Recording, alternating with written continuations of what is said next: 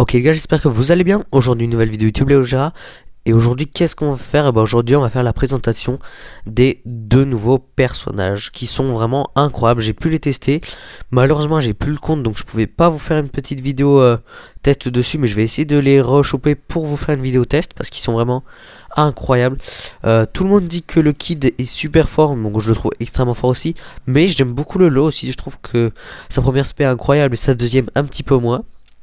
Ensuite, il y a aussi ce portail qui est arrivé. Moi, je vous conseille pas trop d'invoque dessus, hein, clairement.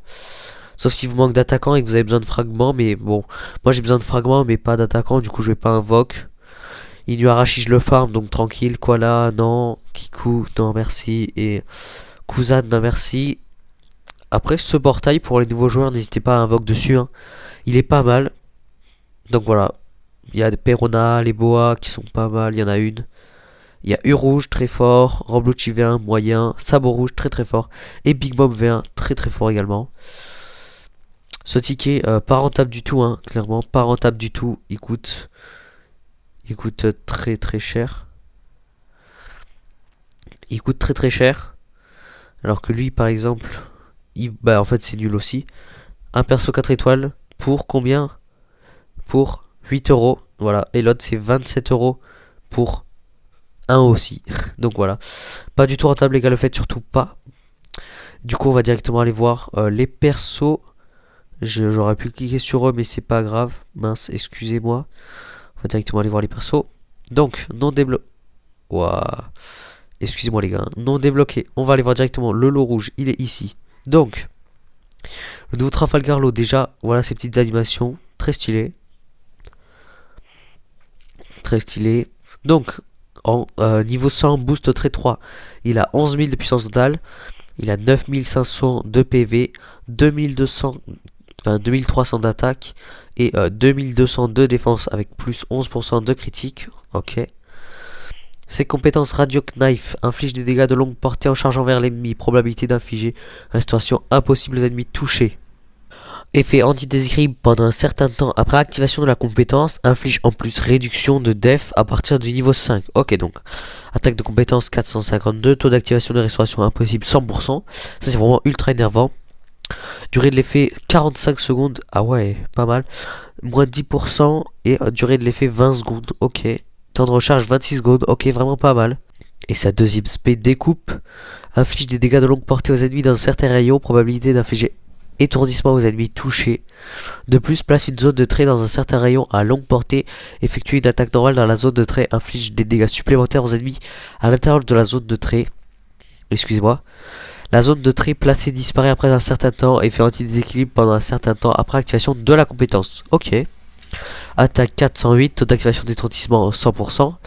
Il dure 3 secondes, taux d'activation de la zone de trait 100%, durée de l'effet 4 secondes, attaque supplémentaire lors d'une attaque normale. Ça fait plus de 70, plus 80 au niveau 2, plus 110 au niveau 3, plus 130 au niveau 4. Et il n'y a pas de niveau 5, temps de recharge 35 secondes. Ok. En boost d'équipe, il a un boost d'attaque, donc voilà, pas mal du tout ce personnage. Clairement, il est pas mal. Je sais pas si vous entendez le son. Excusez-moi, je vais essayer de vous faire entendre. Voilà, on entend un petit peu son son. C'est très bien. Trait du perso. Lorsque vous êtes dans la zone de trait que vous avez placé, les effets suivants sont activés. Ne peut plus être déséquilibré ni mis à terre. Il résiste avec 1 PV aux attaques censées vous mettre KO sans effet lorsque le PV sont 1. D'accord, donc c'est vraiment cool. Lorsque vous attaquez un ennemi, 5% de probabilité de l'effet restauration impossible. Court. Trait 1. Lorsque vous êtes dans la zone d'état de trésor ennemi, les effets suivants sont activés. Augmentation de 30% des dégâts infligés. Donc ça c'est cool pour un attaquant. Lorsque vous avez une restauration impossible à l'ennemi, réduction de 20% du temps de recharge de compétence 2 et restaure 15% des PV. D'accord. Trait 2. Lorsque vous attaquez un ennemi, 100% de probabilité de réduction de 5% du temps de recharge de la compétence 1 et augmente de 20% les dégâts infligés aux ennemis d'un élément plus faible. Pardon. Et enfin dans le trait 2 il y a aussi lorsque les PV sont à plus de 70%, réduction de 30% des dégâts subis, donc ça c'est vraiment intéressant. Et le trait boosté c'est plus de 20% des dégâts critiques infligés. Ok, donc perso assez cool. Malheureusement c'est un élément rouge, du coup ça renforce encore plus la méta rouge du moment. Donc quand il faut sortir des personnages bleus, ces personnages vont être vraiment abandonnés. Parce que vraiment là ils sortent que des personnages rouges, donc voilà. Ok, donc puissance totale du perso 11 056, ok, pas mal du tout. PV 8845, attaque 2169 et défense 2450 et critique plus 11%, d'accord. On va regarder déjà, le personnage est très joli, hein, vraiment très très beau. Ok, ok. Ces animations sont stylées également. Ensuite, sa compétence, désormais nous suivrons notre propre voie, excusez-moi. Inflige des dégâts de longue portée aux ennemis dans un certain rayon et les projette. Effet anti-déséquilibre pendant un certain temps après activation de la compétence. Inflige en plus réduction de vitesse à partir du niveau 5. Donc ça c'est vraiment intéressant. Étape 1, attaque de compétence 615 pour le niveau 5. Projection, vitesse moins 10% et durée de l'effet 20 secondes. Temps de recharge 27 secondes. Ok, donc spé assez rapide. Étape 2, deuxième spé, pardon, vortex de fer magnétique. Donc cette spé est très intéressante, c'est un petit peu un mélange entre César et c'est tout, César, on dirait un petit peu l'aspect 1 de César. Inflige des dégâts de moyenne portée aux ennemis dans un certain rayon et les projette. De plus, pendant un certain temps, fait apparaître une zone qui inflige successivement un certain pourcentage de dégâts de moyenne portée aux ennemis dans un certain rayon. Ça, vraiment, c'est ultra intéressant. Les dégâts infligés varient selon les PV de l'ennemi. Donc ça, c'est très intéressant parce que plus il y a de PV, plus ça fera de dégâts. Il n'y a pas d'effet critique pour ces dégâts. Ok. Effet anti-déséquilibre pendant un certain temps après activation de la compétence. Donc étape 1, 351 de attaque, projection. Et étape 2 à 15 PV max de l'ennemi, 7% de dégâts. Temps de recharge 39 secondes, donc assez rapide également. Et ces traits, maintenant on va passer à ces traits. Lorsque vous êtes dans la zone de tas trésor allié, les effets suivants sont activés. Augmentation de 20% des dégâts infligés pour les attaques normales et augmente de 100% la distance de protection. Ça c'est cool, c'est cool. Certaines attaques normales poursuivent l'ennemi. Ça c'est vraiment très intéressant les gars. Parce que du coup, vu que cette attaque normale, il jette une boule à terre, et ça peut le suivre, du coup c'est cool. Trait 1. Lorsque vous êtes dans la zone de tas de trésors alliés, les effets suivants sont activés. Réduction de 30% des dégâts subis et augmentation de 50% de la vitesse de temps de recharge de la compétence 2. Lorsque vous attaquez un ennemi avec la compétence 2, restaure de 3% les PV, c'est très intéressant aussi. Trait 2, lorsque les PV sont à plus de 70%, réduction de 50% des dégâts subis, donc ça c'est 20% de plus que le lot. Et lorsque vous êtes projeté par un ennemi, restaure de 30% les PV et attaque plus 30% pendant 10 secondes, non cumulable, ça c'est vraiment intéressant du coup.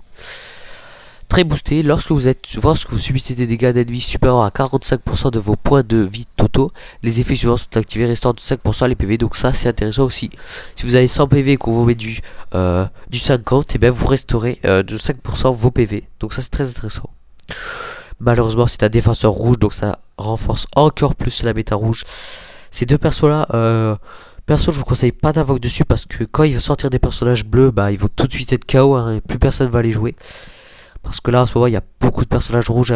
Le Lo, le Eustace, il y a la Robin, il y en a beaucoup. Hein. Et en bleu, ils ont sorti juste le Bon Clé, le Chopper. Il n'y a pas eu. En vert, il y a eu le Onigashima. Enfin voilà, il n'y a pas trop de persos bleus qui sont sortis. En tout cas, moi, je vous conseillerais pas d'invoque dessus parce que la méta rouge est ultra présente. Et quand il y aura des bleus, ce sera KO. Vraiment, il n'y aura plus personne les jouera. Donc je vous conseille pas trop. Après vous faites ce que vous voulez, c'est vos diamants, hein.